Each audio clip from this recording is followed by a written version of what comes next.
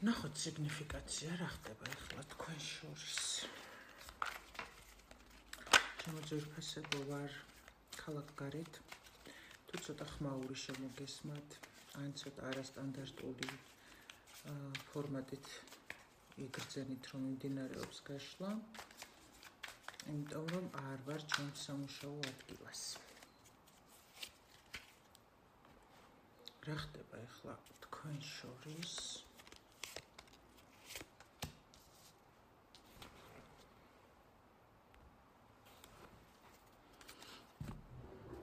რომ მიხვდეთ გაშლა თქვენია თუ არა?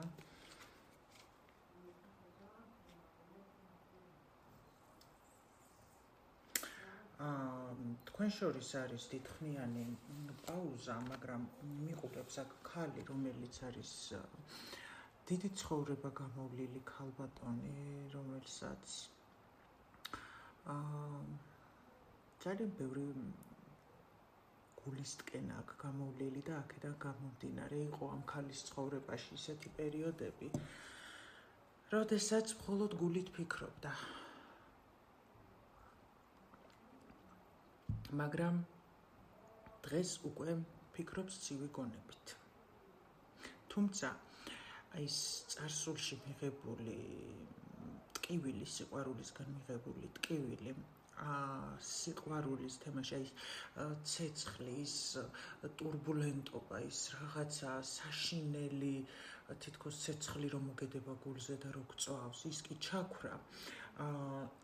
ეხლა ჩამქრალია, მაგრამ გახსოვს ის ტკივილი როგორია და ეხლა ისეთი ურთიერთობა გინდა, ისეთი ურთიერთობა შემოუშვებ მომავალში, აი ამ წარსულში გახსენებული ტკივილის გამო, მხოლოდ რომელშიც ეს ცეცხლი აღარ იქნება იმ ხრივ, რომ აი ეს იგივე ემოციები, მწველი, მკვლელი რო იტყვიან, აღარ იქნება და სწორედ ამიტომ შენ გაქვს გადაწყვეტილება მიღებული აი ამ სადაც გაჩერდა ეს ურთიერთობა, რომელიც გაჩერდა, ეგ იყო ეგეთი ურთიერთობა და ეხლა შენ მიღებული გაქვს ისეთი გადაწყვეტილება, რომ ჩემს ცხოვრებაში თუ შემოვა სიყვარული მხოლოდ მშვიდი და იმ წარსულიდან გამოცდილების კუთხით მე გადმოვიტან მხოლოდ იმას, თუ როგორი უნდა იყოს რეალურად სიყვარული, ანუ რაც ვისწავლე, იმას გადმოვიტან წარსულიდან.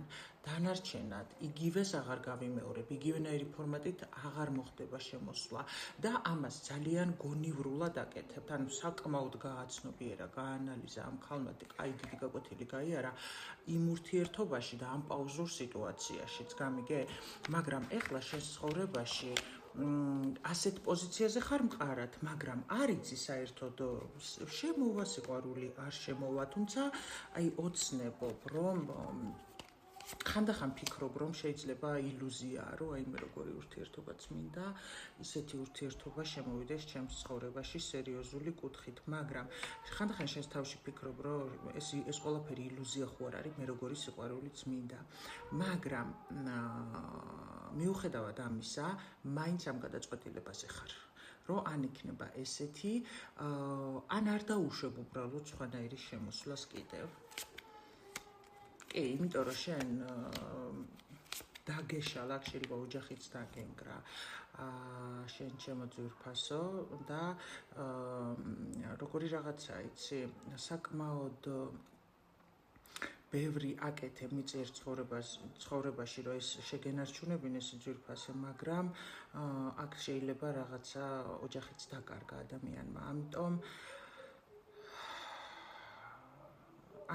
ასევე ოჯახურ გარემოს ქმნიდი ურთიერთობაში, მაგრამ ყველაფერს აკეთებდი ამისთვის და ელოდებოდი, რომ აი რაღაცა ეს სიძვირფასე შენარჩუნებული იქნებოდა მომავალში. შეიძლება იდუმალი ქალის პოზიციაში იყავი და ფიქრობდი, რომ აი გრძნობდი რაღაცნაირად, რომ ოჯახურ ასპექტში ვერ გადავიდო და ეს ყველაფერი გრძნობდი ამას და არა და იმდენს აკეთებდი, რომ რეალურად ეს გეკუთვნოდა, ფიქრობდი და ელოდებოდი კიდევაც. არის თუ არა თქვენს ურთიერთობაში, უпростоრად იყო თუ არა თქვენს ურთიერთობაში მესამე პირი, ანუ ქალი, აქ როგორ რაღაცა იცი, შეიძლება ეს ურთიერთობა რისთვის გაჩერდა აზრზე არ არის ეს ადამიანი და მოდი ვიკითხოთ, არის თუ არა თქვენს ურთიერთობაში მესამე პირი ქალი, ან იყო თუ არა მესამე პირი ქალი. კი, 1000%-ით გეუბნებით, ჩემო ძვირფასებო. 1000%-ით შემიძლია გითხრათ ტარომანარას ამ კომბინაციით, ახლა ვერ გაჩვენებთ, იცით რომ ტარომანარაში არის ცოტა ისეთი არკანები, მაგრამ ეს არის ძალიან ზუსტი და ძალიან ღრმა ქვეცნობიერში ჩამწდომი. კი, მესამე ვიღაცა იყო ნამდვილად ამ ურთიერთობაში, იმიტომ ხდებოდა ის, რომ ამ ადამიანს იმიტომ უნდოდა თავისუფლება, იმიტომ იყო აი რაღაცა კულმინაციამდე მიყავდა ამ მესამე ფაქტორის გამო ეს ურთიერთობა, ამკაც თავისი უსაქციელობის გამო, თავისუფლების მოყვარეობის თემაში, რომ ქალი იტანჯებოდა რა და მერე უკვე ერთიანად ხდებოდა ბრაზის წყენის ამოფრქვევა შენი მხრიდან, ნამდვილად იყო. ჩემო ძვირფასებო, ტარომანარა არის უზუსტესი დასტატა. ჩვენ ვიწყებთ ტარომანარას კურსს 31 ოქტომბრიდან. მსურველებს შეგიძლიათ მოგმართოთ, მოგწეროთ, ოღონდ ბედის მატრიცას გავაკეთებ და მხოლოდ თუ გექნებათ ეზოთერიული ნიჭი, ამ შემთხვევაში იქნებით დაშვებული სწავლებაზე. ეხლა თქვენ იცით, რომ მე ყოველთვის ვამბობ, რომ ვერაფერს ვერავინ ვერ ისწავლის. ამიტომ სწორედ მე გავაკეთებ თითოეული მსურველისთვის ბედის მატრიცას, სადაც ვნახავ თქვენს ნიჭში, თვითნაბად ცოდნაში არის თუ არა ზოგადად მაღალვიბრაციული ეზოთერიული ცოდნა თანდაყოლილი. ნახე როგორ ეხა მაღალვიბრაციული ცოტა არასწორი ნათქვამია, იმიტომ რომ ნებისმიერი ცოდნა ეზოთერიული მიმართულებით, რომელიც აქვს ადამიანს მოყოლებული დაბადებიდან, ეს შეიძლება იყოს მაღალვიბრაციულ კონტექსტში წაყვანილი, ან დაბალ ვიბრაციებში, ხო? ეს უკვე არის ზუსტად არჩევანის მდგომარეობა ადამიანის მხრიდან და სწორედ ჩვენ ვართ ჩვენი სივრცე ერთ-ერთი, რომელიც არის სწორი მიმართულება და ამის არ შემსწყვება, რო თქვა და არ შევიზღუდები, იმიტომ რომ ჩვენ მუშაობთ უმაღლესი ვიბრაციებიდან გამოტარებული ინფორმაციებით, ჩვენ მუშაობთ ნაკადური სისტემით, სუფთა სივრციდან მოწოდებული ინფორმაციის საფუძველზე და შესაბამისად ჩემი სივრცე, ჩემი არხი არის გახსნილი მაღალ ვიბრაციებში. ამიტომ თითოეული ადამიანი ეზოთერიული ნიჭით დაბადებული, რომელიც მოხვდება ჩემს სივრცეში, აუცილებლად იქნება მაღალ ვიბრაციებში გახსნილი. რაც შეეხება ცოდნას, მე ვიქნები ადამიანი, რომელიც თქვენს ცოდნას მოусმენს და შემდეგ უკვე მოგცემთ საშუალებას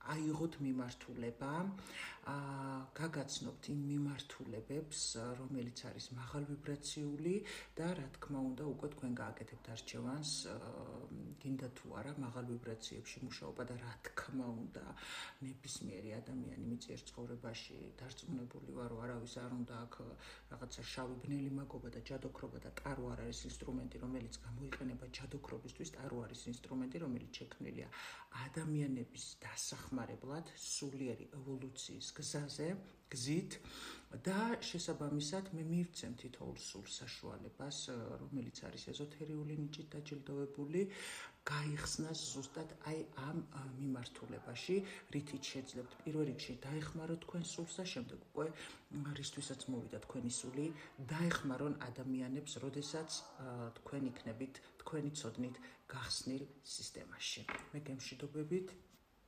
საუკეთესო სურვილებით და გისურვებთ ჩემო ძვირფასებო თქვენ სულში მზეს, ხოლო ჩვენს გაშლას რაც შეეხება მესამე ფაქტორის არსებობას, ახლა ამ შემთხვევაში ურთიერთობაში მესმის ვიცი, ყველაფერი მიწიერ დონეზე, ყველაფერი გამოვლილი მაქვს, რამდენად გულსატკენი და რამდენად არასასიამოვნოა, თუმცა შენი დღევანდელი აი სიგნიფიკაცია, რაც ნახე და რაც მოისმინე და აი ეს ტრანსფორმაცია, რაც დღეს შენში მოხდა, ეს რო არა, ესეთი ურთიერთობა რო არა, შეიძლება არასდროს არ მისულიყავი ამ კონცეფციამდე.